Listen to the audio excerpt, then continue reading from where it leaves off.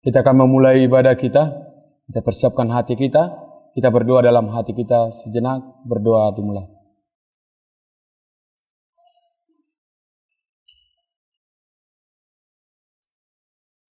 Amin. Kita bernyanyi sebagaimana adaku.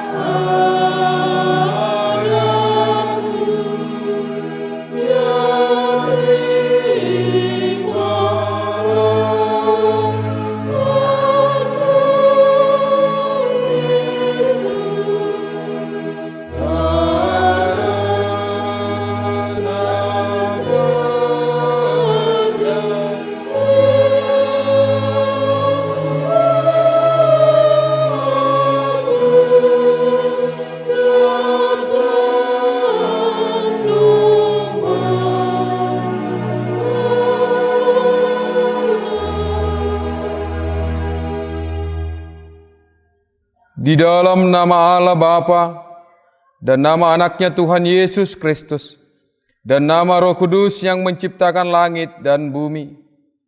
Amin. Dengarlah Tuhan seruan yang kusampaikan. Kasihanilah aku dan jawablah aku. Hatiku mengikuti firman-Mu. Carilah wajahku, maka wajah-Mu ku cari. Janganlah menyembunyikan wajah-Mu kepadaku. Tuhan adalah terangku dan keselamatanku. Kepada siapakah aku harus takut?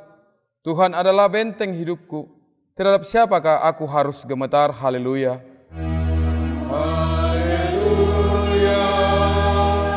Haleluya. Haleluya.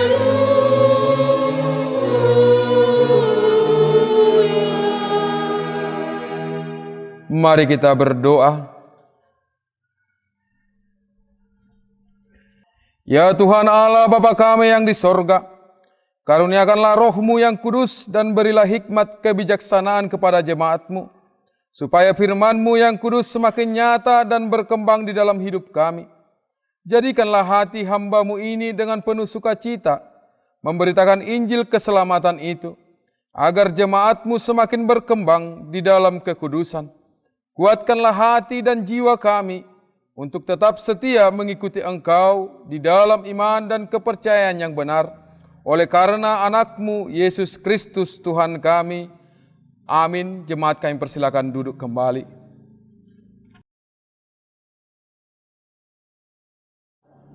Kita bernyanyi dari Kidung Jemaat nomor 8 ayat 1 sampai 3, Bagimu Tuhan nyanyianku.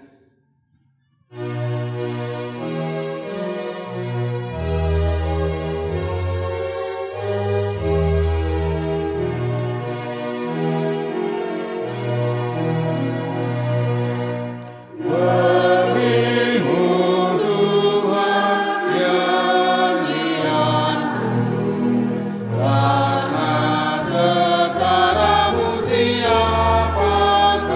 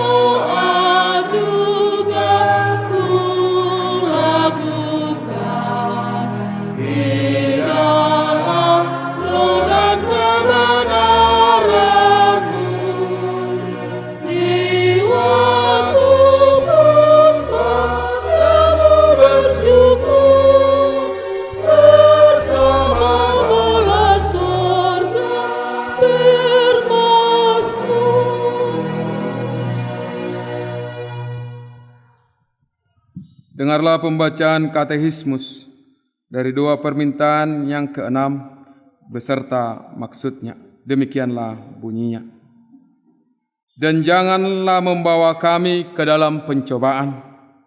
Maksudnya adalah, sesungguhnya Allah tidak mencobai seorang pun, tetapi kita minta di dalam doa supaya Allah melindungi dan memelihara kita, sehingga iblis, dunia, daging kita tidak akan menipu maupun menyesatkan kita ke dalam kepercayaan yang salah, keputusasaan dan hal-hal yang sangat memalukan dan bercela.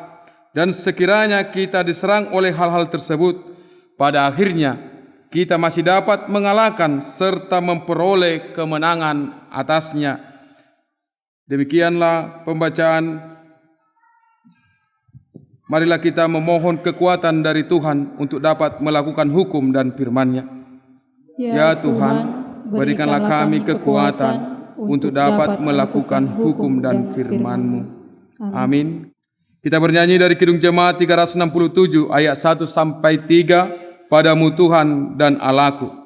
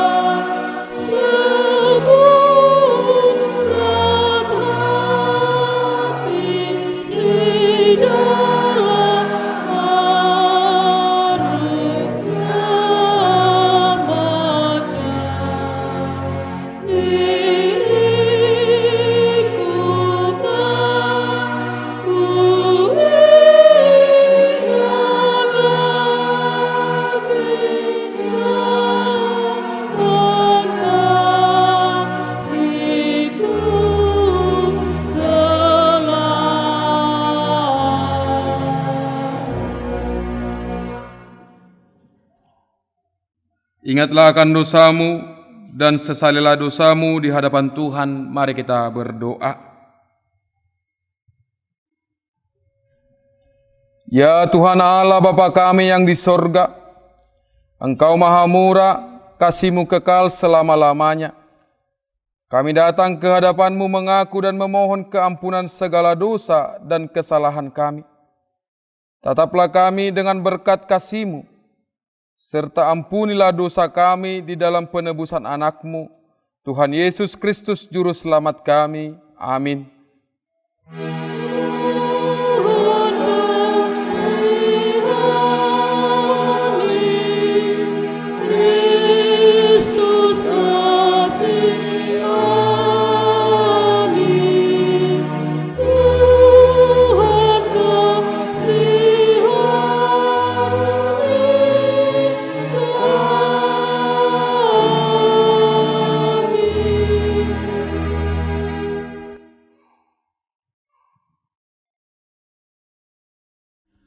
Saya adalah hamba Tuhan yang menyampaikan firman-Nya kepadamu.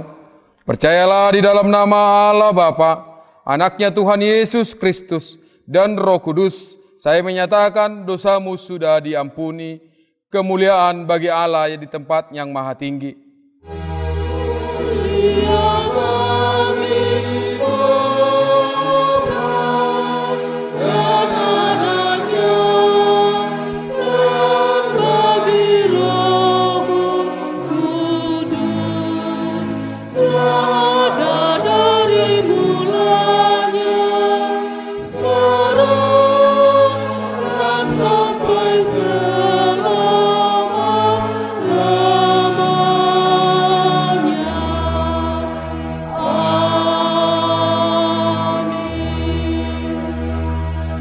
Jemaat dipersilakan duduk.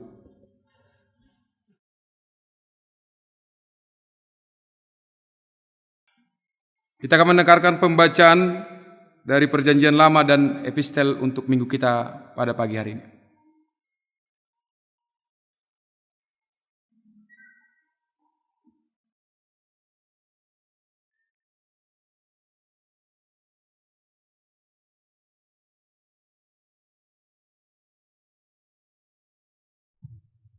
Marilah kita mendengar firman Allah yang tertulis dalam Mazmur pasal 68 ayat 1 sampai ayat 10. Demikianlah firman Tuhan. Untuk pemimpin biduan Mazmur Daud nyanyian, Allah bangkit maka terseraklah musuh-musuhnya, orang-orang yang membenci dan melarikan diri dari hadapannya, seperti asap hilang tertiup, seperti lilin meleleh di depan api. Demikianlah orang-orang fasik binasa di hadapan Allah. Tetapi orang-orang benar bersukacita, mereka berita di hadapan Allah bergembira dan bersukaria. Bernyanyilah bagi Allah, mazmurkanlah namanya, buatlah jalan bagi Dia yang berkehendak melintasi awan. Namanya ialah Tuhan. Beriarialah di hadapannya, Bapa bagi anak yatim dan pelindung bagi para janda. Itulah Allah di kediamannya yang kudus. Allah memberi tempat tinggal kepada orang-orang sebatang kara.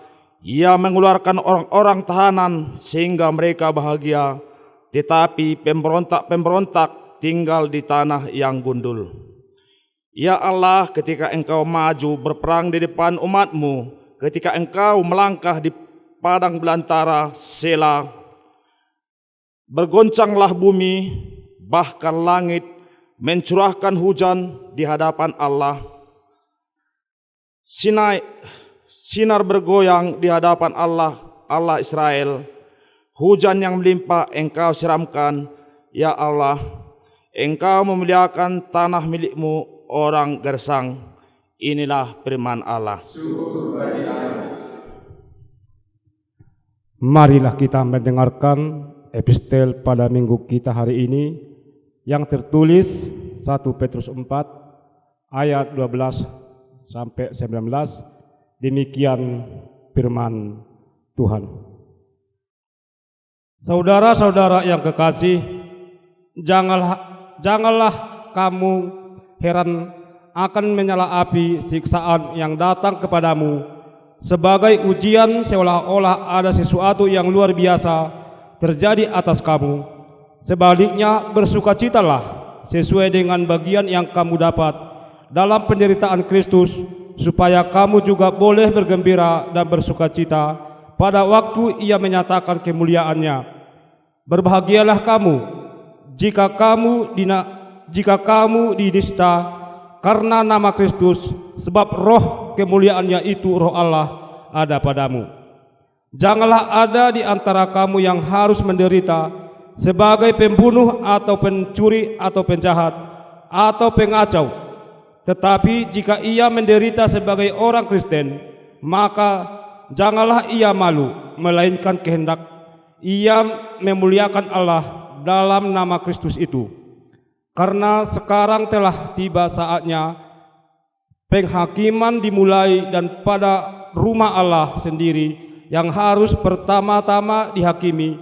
Dan jika penghakiman itu dimulai pada kita, bagaimanakah sesudah dengan mereka yang tidak percaya pada Injil Allah? Dan jika orang benar hampir-hampir tidak diselamatkan, apakah yang akan terjadi dengan orang fasik dan orang berdosa?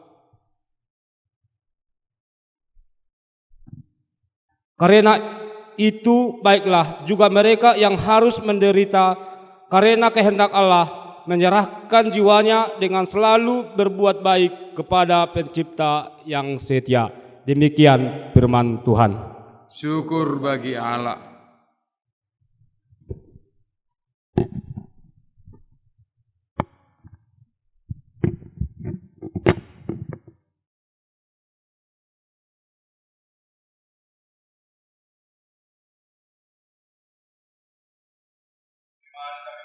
Bangkit berdiri.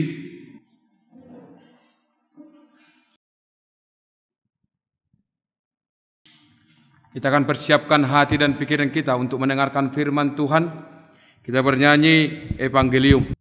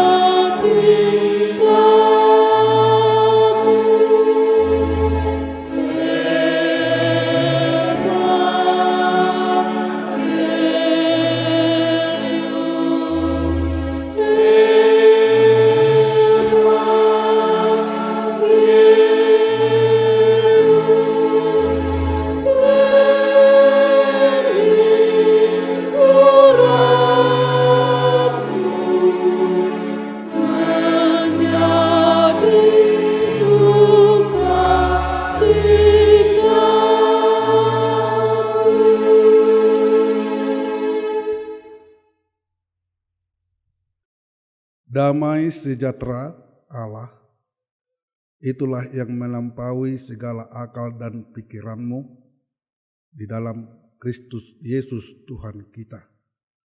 Amin. Silakan. Firman Tuhan yang kita dengarkan minggu ini tertulis di dalam kitab Yohanes pasalnya yang ke-17 ayat 1 sampai ayat 11. Demikian firman Tuhan. Doa Yesus untuk murid-muridnya. Demikianlah kata Yesus. Lalu ia mengadah ke langit dan berkata, Bapa, telah tiba saatnya, muliakanlah anakmu, supaya anakmu memuliakan engkau. Engkau telah memberikan kepadanya kuasa atas segala yang hidup, supaya ia memberikan hidup yang kekal kepada semua yang telah engkau berikan kepadanya. Inilah hidup yang kekal, yaitu bahwa mereka mengenal engkau, satu-satunya Allah yang benar, dan mengenal Yesus Kristus yang telah engkau utus. Aku telah memuliakan engkau di bumi dengan menyelesaikan pekerjaan yang engkau berikan kepadaku untuk kulakukan.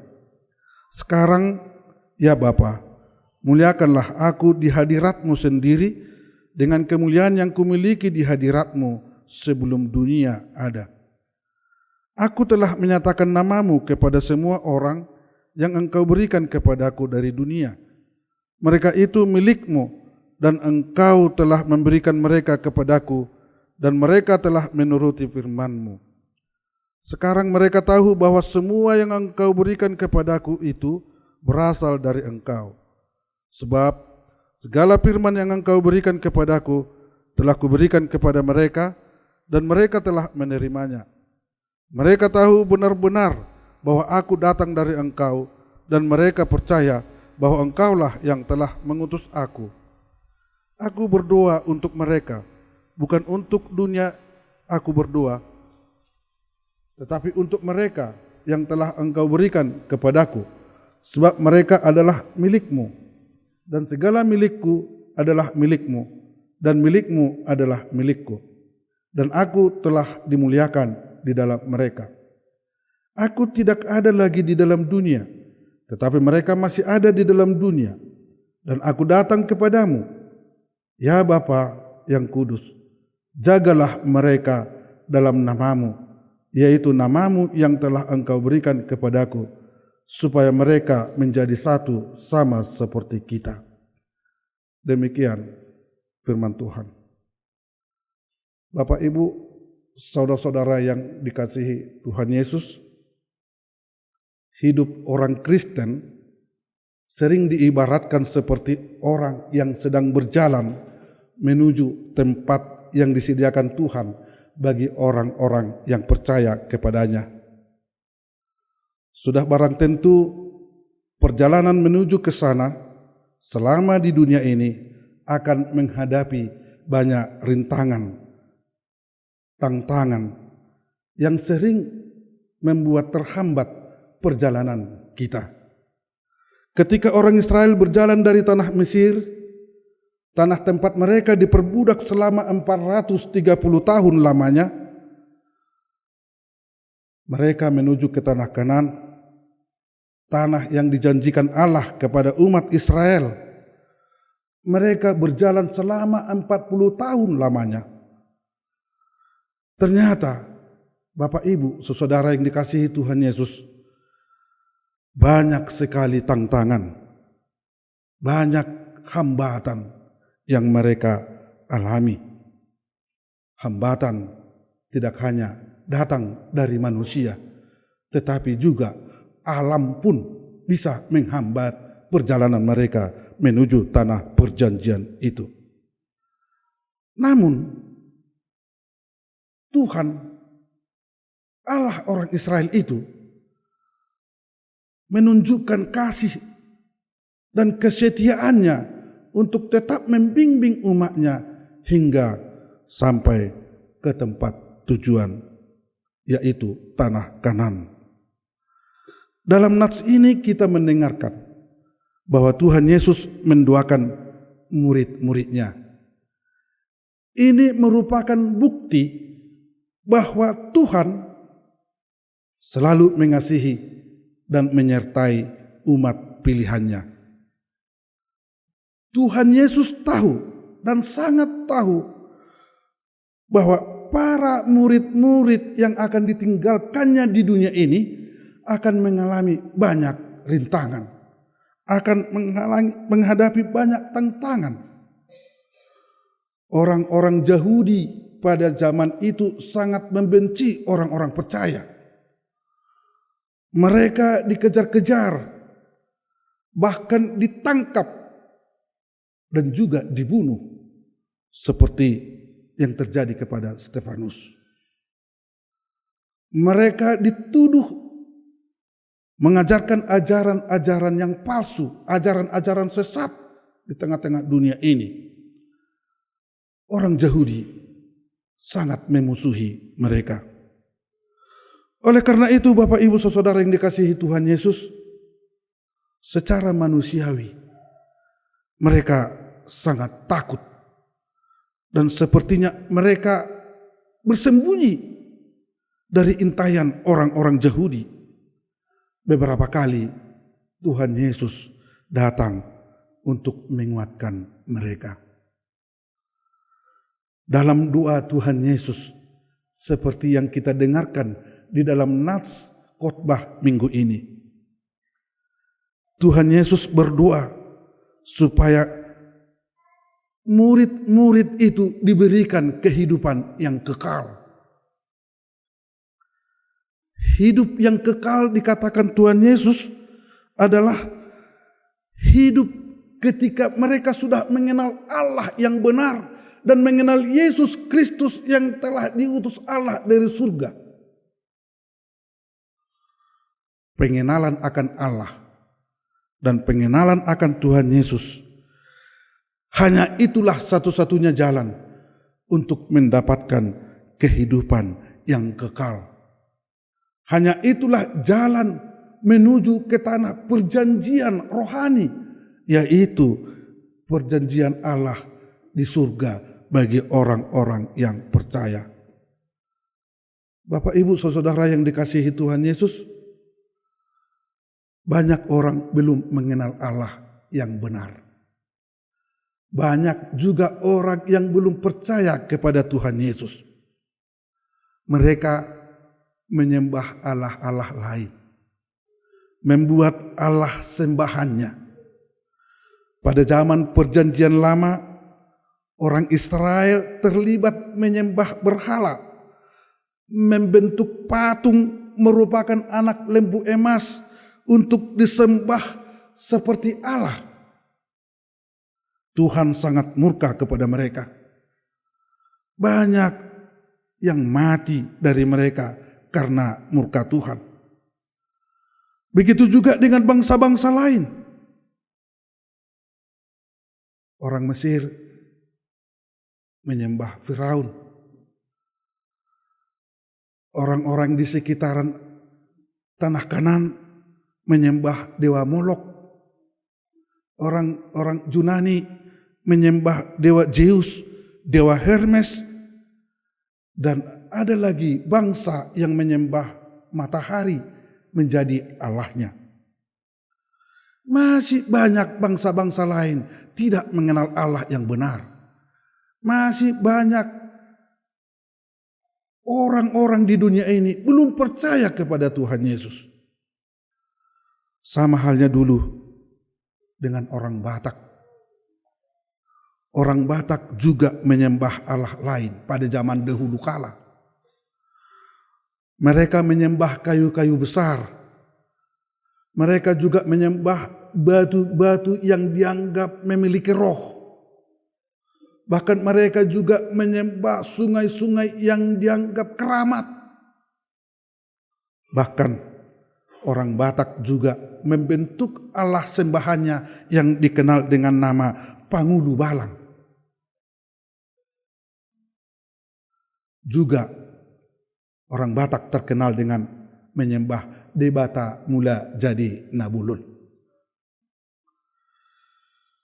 Kepercayaan kepada Allah-Allah lain ini sangat mempengaruhi keyakinan orang Israel. Itu terbukti bahwa penyembahan berhala yang dilakukan oleh orang Israel ternyata hasil tiruan, contoh yang dilihat dari bangsa orang Mesir. Seandainya kita orang-orang Kristen ini sering melihat orang-orang lain menyembah kepada berhala, menyembah Allah-Allah lain, kemungkinan juga kita bisa terpengaruh, Bapak Ibu. Bisa terlibat di dalam penyembahan-penyembahan berhala yang terjadi pada saat ini. Tuhan tahu kelemahan kita.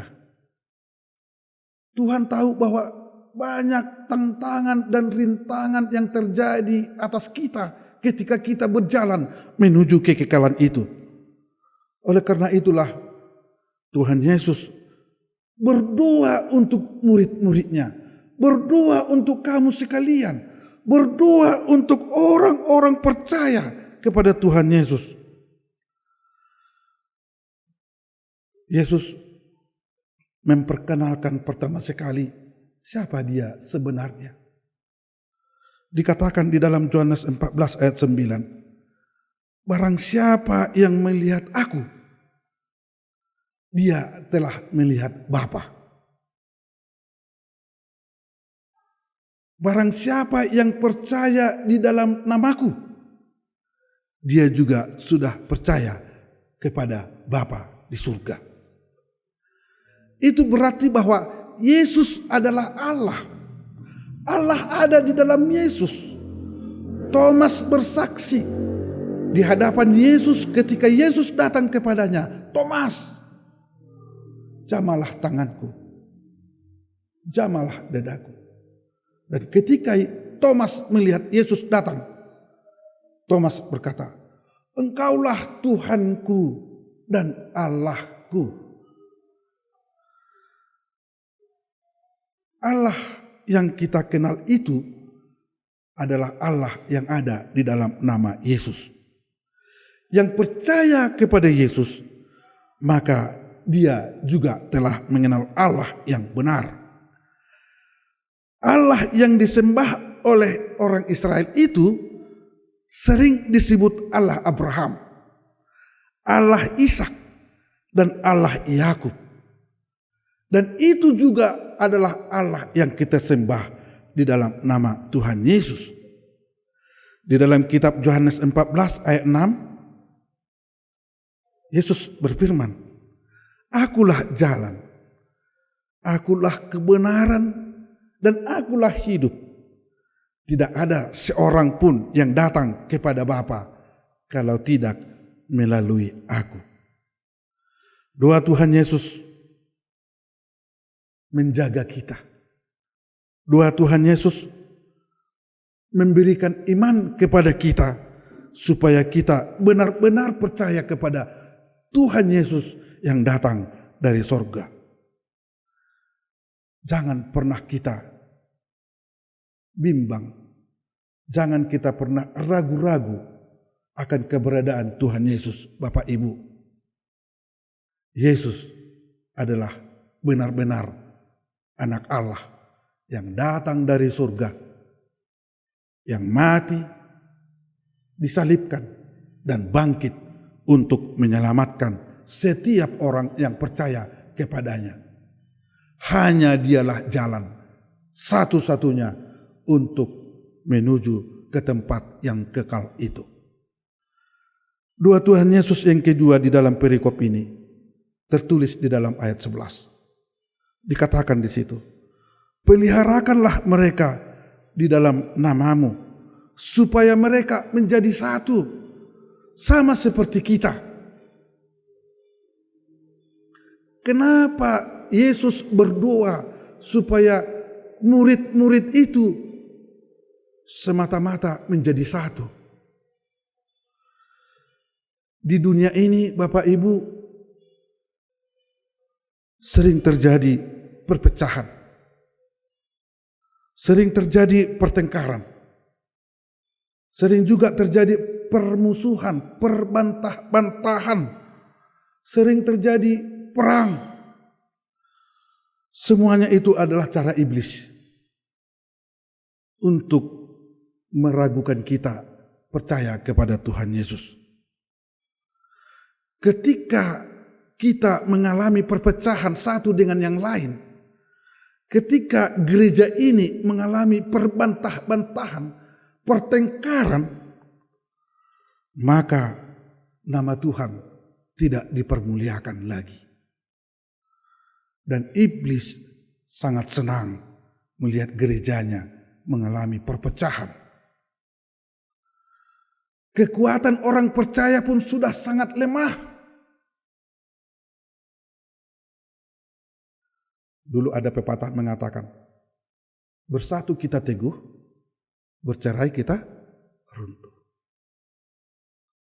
2000 tahun yang lalu, Tuhan Yesus telah membawa di dalam doanya kepada Sang Bapa, supaya orang percaya menjadi satu.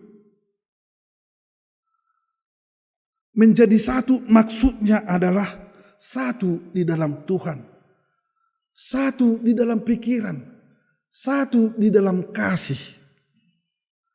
Sebagaimana Tuhan telah menunjukkan hidupnya teladan di tengah-tengah dunia ini.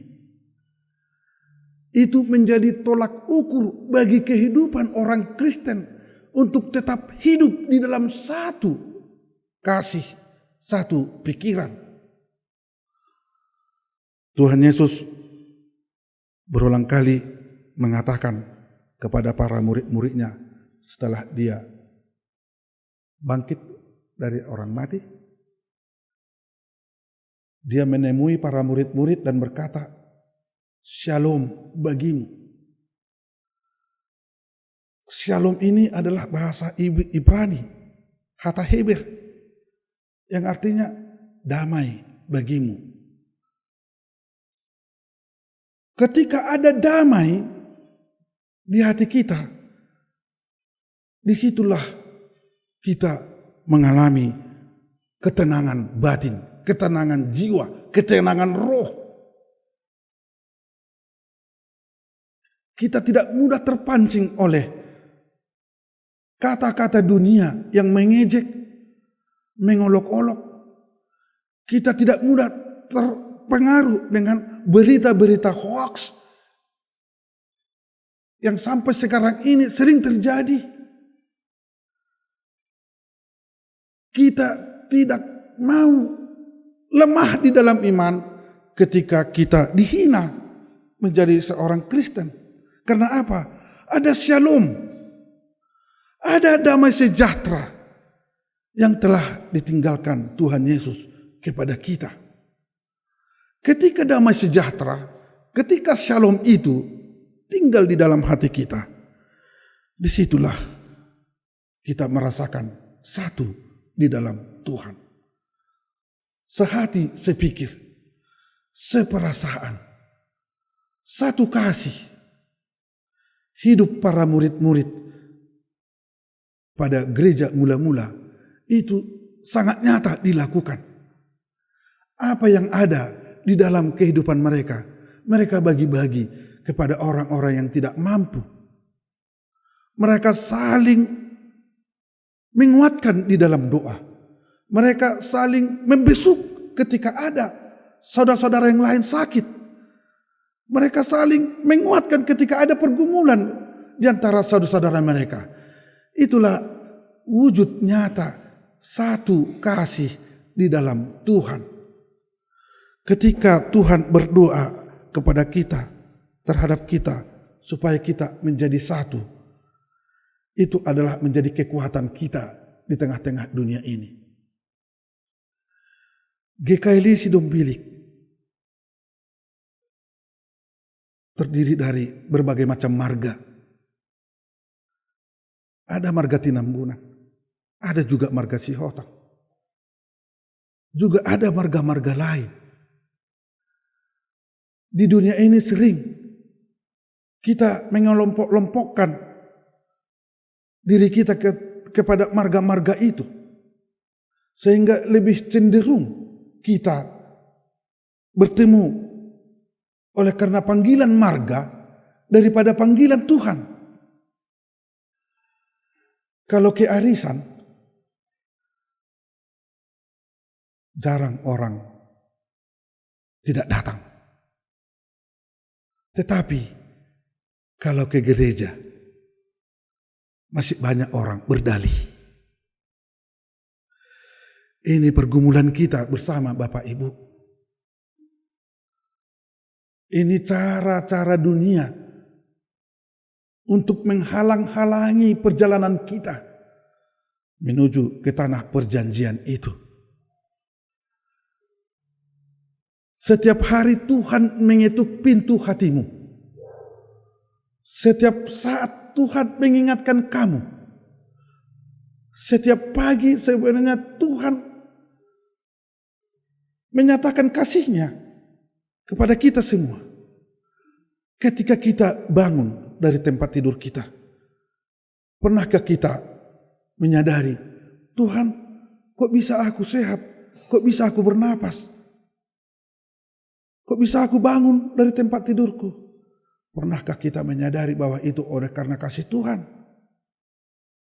Kemarin saya membaca satu artikel. Ada seorang kaya di Inggris. Kaya raya, konglomerat dia. Tiba-tiba dia jatuh pingsan. Dan dilarikan ke rumah sakit. Sampai di rumah sakit, dokter yang terkenal menangani penyakitnya dan memberikan oksigen kepadanya untuk dihirup. Dan setelah beberapa jam dia sadar kembali dan sembuh. Tetapi selama 24 jam dokter tidak melepaskan oksigen itu dari hidungnya. Dokter membiarkan oksigen itu. Setelah 24 jam, sang kaya ini mengatakan, berapa harus saya bayar?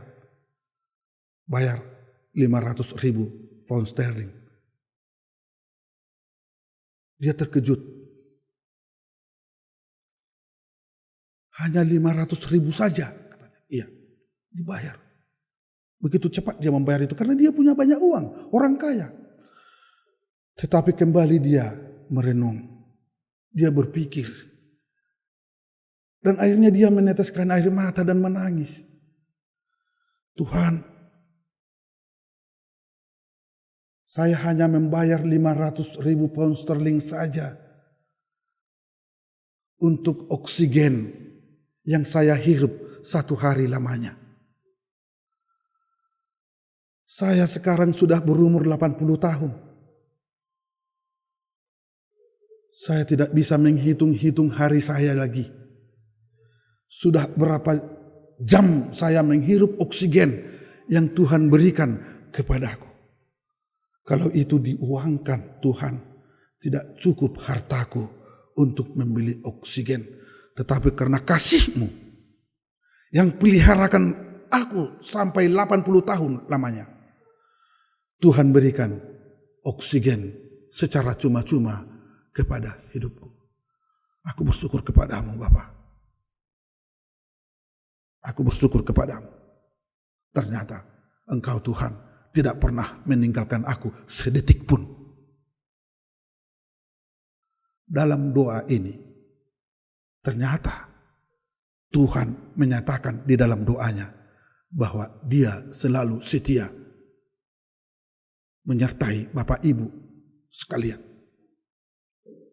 Di dalam doa Tuhan Yesus, Dia menyatakan bagaimana kepeduliannya kepadamu, sehingga nantinya kelak Dia akan membawa kita ke sorga, ke tanah perjanjian sorgawi yang disediakan bagi Bapak Ibu sekalian, bagi kita semua orang-orang yang percaya. Oleh karena itu, selama kita hidup di dunia ini, marilah kita percaya kepada Yesus. Hanya dialah satu-satunya jalan kepada Sang Bapa di surga. Dan akhirnya ketika dia datang kedua kalinya, dia akan membawa kita bersama-sama dengan dia ke tempat yang indah, yang tidak ada taranya di dunia ini. Tuhan Yesus memberkati Bapak Ibu sekalian. Amin. Kita berdoa. Bapa di surga, kami bersyukur atas firman-Mu yang telah kami dengarkan pada saat ini. Engkau sungguh-sungguh mencintai kami. Engkau sungguh-sungguh mengasihi kami. Tuhan tidak menyelamatkan kami saja dari kematian, tetapi Tuhan juga menyertai kami sepanjang kami berjalan menuju surga di dunia ini. Ya Tuhan, kasihanilah kami, lindungilah kami dari segala rintangan-rintangan yang kami hadapi di dunia ini. Di dalam nama Tuhan Yesus kami berdoa dan bersyukur. Amin. Mari kita bangkit berdiri. Mari kita sama-sama mengakui iman percaya kita sebagaimana orang-orang percaya mengakui imannya. Mari kita sama-sama mengucapkannya.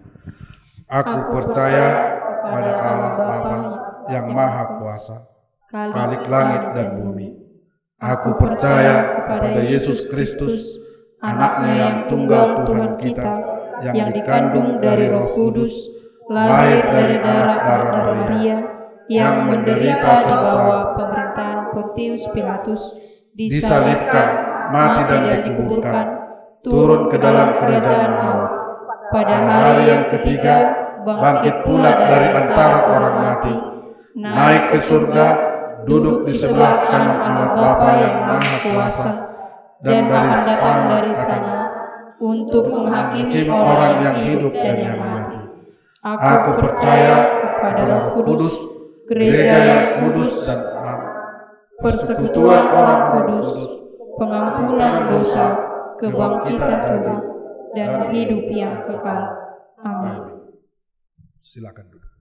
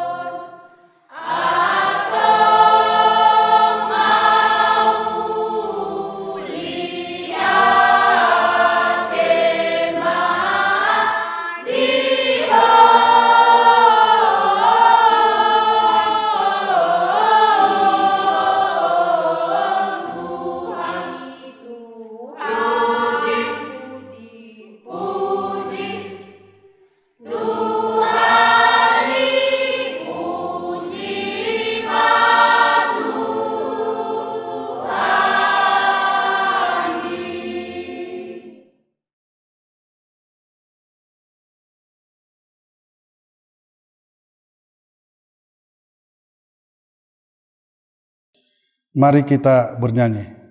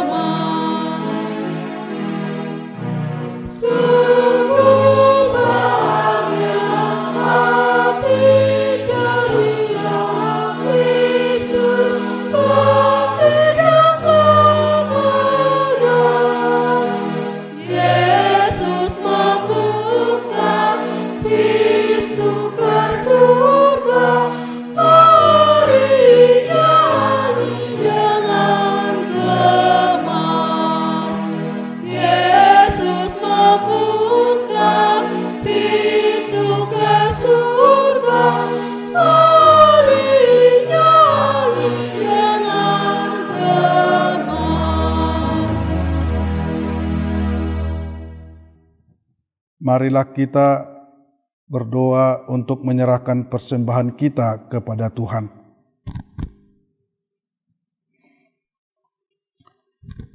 Ya Allah, Bapa kami yang di sorga, kami mengaku bahwa Tuhan adalah sumber dari segala karunia yang melimpah dalam kehidupan kami masing-masing. Sebahagian daripada karunia itu kami serahkan kembali sebagai persembahan kepada Tuhan. Terimalah dan berkatilah persembahan umat-Mu ini, agar dapat kami pergunakan untuk pekerjaan dan pelayanan kerjaan Tuhan di dunia ini. Bukalah hati kami untuk mengenal betapa banyak berkat dan karunia yang kami peroleh dari Tuhan, supaya kami senantiasa bersyukur kepadamu, di dalam nama Tuhan Yesus Kristus Tuhan kami. Amin.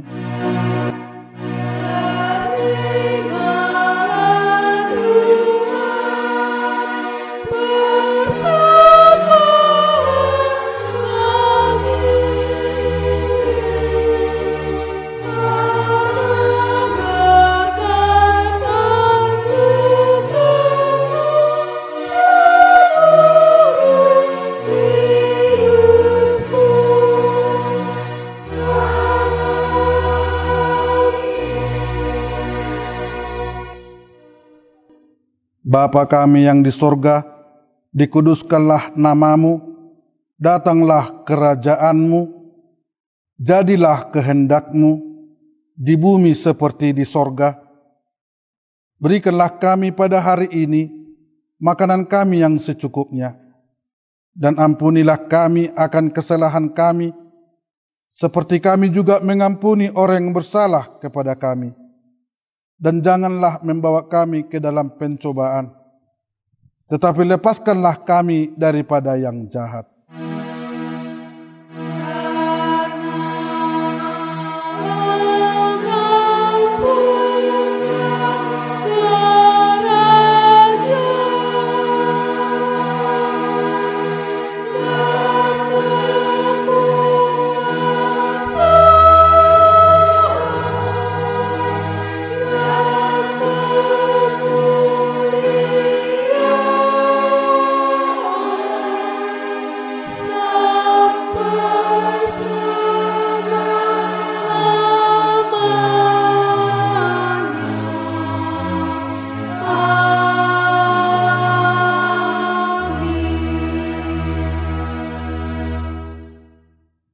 pulanglah dengan sejahtera dan terimalah berkat Tuhan.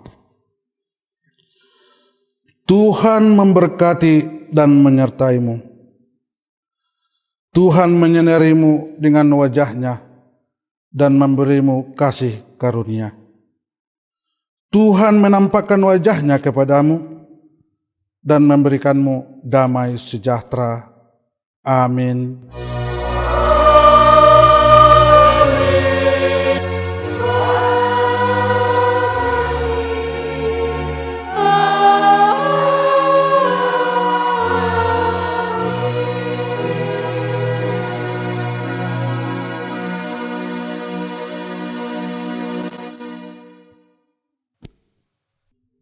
Shalom.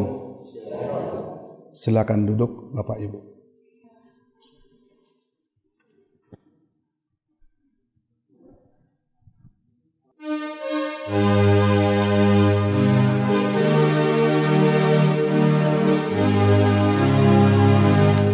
Tuhan Yesus mengasihimu, anugerah-Nya menyertaimu. Lakukan firman-Nya, lakukan firman-Nya. Uranglah berkat-Nya sertamu.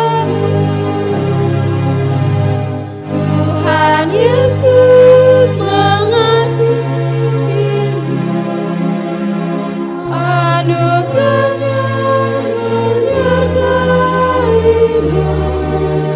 Percaya firman-Nya, lakukan firman-Nya. Uranglah berkat-Nya sertamu. Tuhan Yesus mengasihimu, anugerah-Nya menyertaimu. Percaya firman-Nya, lakukan firman-Nya. Pulanglah berkat-Nya sertamu.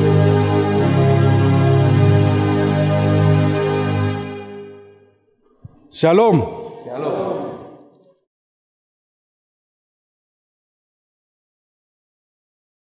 Terima kasih Gereja GKLI Luther Indonesia.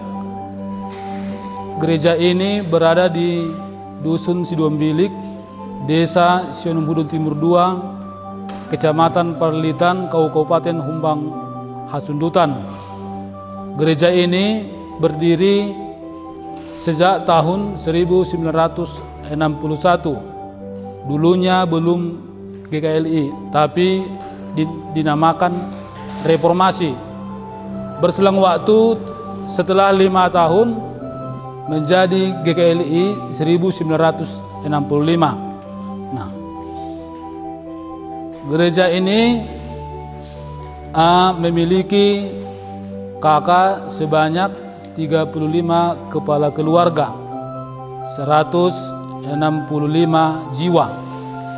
Dan Parhaladu di Huria ini dulunya ataupun Sintua dulunya hanya 1, 2, 3 orang. Tapi berselang waktu beberapa tahun ini, puji Tuhan sudah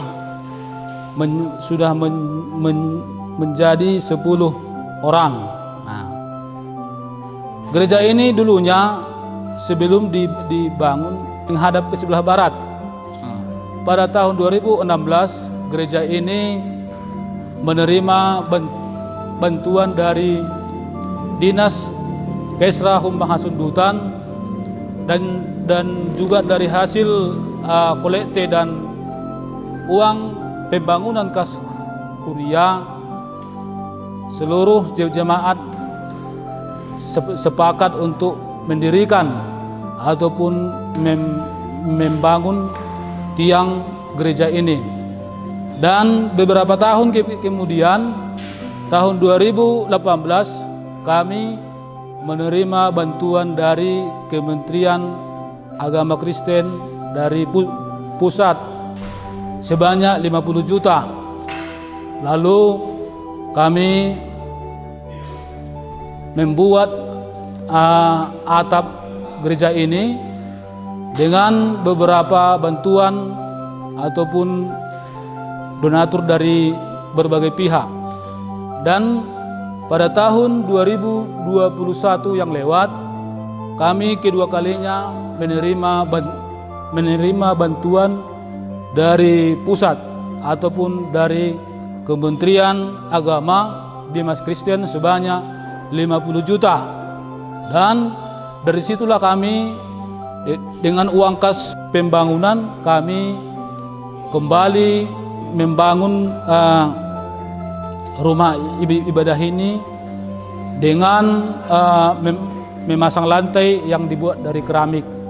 Nah, itulah sejarahnya sampai saat ini kami sudah memiliki atap gereja yang bagus, dinding yang bagus, tapi masih ada yang kurang, yaitu bangku masih dalam kekurangan, belum masih dalam keadaan yang butuh renovasi, dan juga plafon ini masih perlu untuk dibenahi.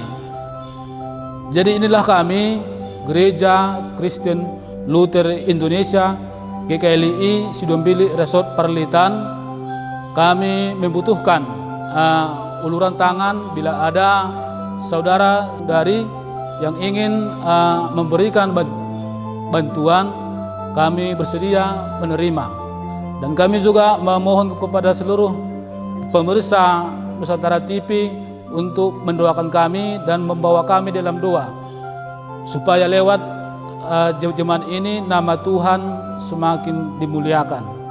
Ya, kami mengucapkan terima kasih kepada seluruh penonton. Biarlah kiranya dengan acara ini nama Tuhan semakin dimuliakan, nama Tuhan semakin banyak orang yang percaya. Terima kasih.